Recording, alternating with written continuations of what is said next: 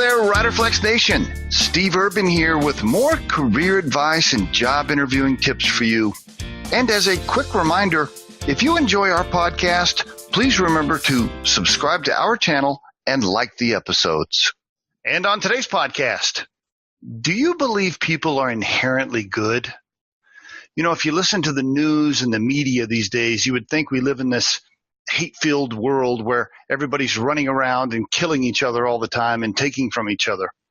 And there are some bad people in the world, but overall, I believe the vast majority of people are good and they want to do the right thing. They may not always take the time to help or give back, but generally, I think people want to do the right thing. I want to share a true story with you today about why I believe people are inherently good. Okay, it's just one example, and it's a true story. It's a great example of how some people do go out of their way to make the world a better place. And as I tell the story, I'd encourage you to think about how it can apply to your life, especially your professional life, and whether or not you're taking the time to truly help people and give back, or are you spending more time taking rather than giving? So here's the true story. My wife and I were camping in the mountains a few years ago. Yeah, I think it's a couple of years ago. So we had been up there and we had been fishing for a couple of days and had caught nothing. So we go to the bait store, this bait and tackle store. Keep in mind, little town in the mountains, so a little tiny little grocery store with a bait and tackle shop. I'm standing there looking at the fishing lures, and this little old man, he's probably, 75 years old. He's standing next to me looking at fishing lures as well. So I asked him what I should use, and he looks at me very kindly with a great smile, and he says, "You're not really a fisherman, are you?"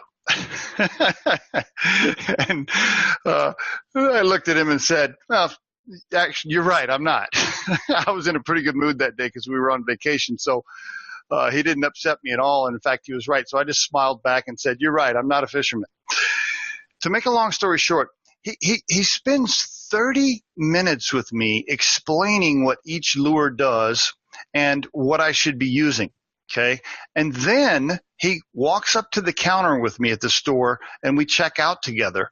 And while we're checking out, he looks at me and he says, "Do you know how to rig up your pole properly for these fishing lures?" And I looked at him again and smiled politely and said, "Well, not really."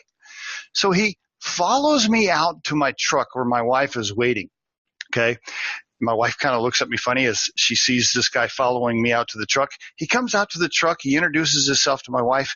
He spends another 30 minutes showing us exactly how to rig up our poles properly to fish for trout in the mountains. Okay. Then when he gets all the poles hooked up, he looks and he says, "Now, do you guys know how to cast these and use these fishing poles properly?" And same thing. I looked at him and said, "Well, to be honest, not really." And so guess what?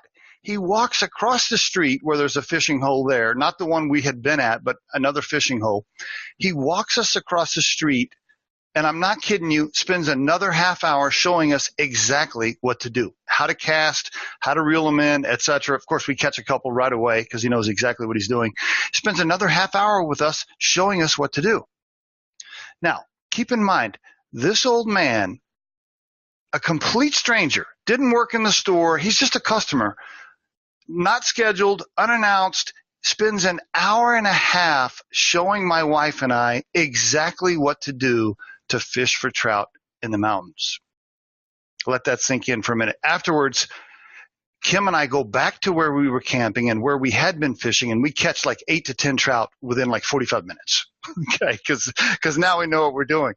I couldn't believe it. As we were catching the fish, now keep in mind the old man's not with us at this point, but as we're catching the fish back at our original fishing hole, I seriously almost came to tears. It was one of the nicest things anybody had ever done for us, just in the spur of the moment. I mean, it was really incredible.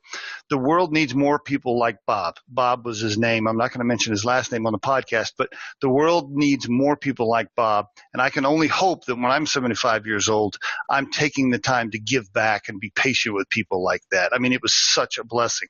So when you watch the news and you think everybody in the world is bad, think again. Most people are inherently good.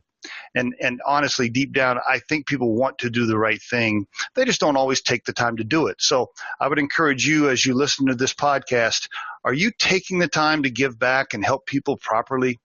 Are you spending more time taking rather than giving? So ask yourself that. Let that be the challenge for yourself for the week. And there is your Riderflex tip of the day. We truly hope you find our material helpful and entertaining. And while our podcast can be heard across most platforms, including iTunes, Google Play, Spotify, YouTube, and SoundCloud, you can become a supporter of this podcast by visiting our show on the platform Anchor FM. That's anchor.fm/Riderflex. You can also send us your questions or suggested topics for future episodes to the email address podcast@riderflex.com, or drop us a voicemail at 888-964-5876, extension 710. Visit riderflex.com to learn more about us. Thanks so much for listening, folks, and have a great day.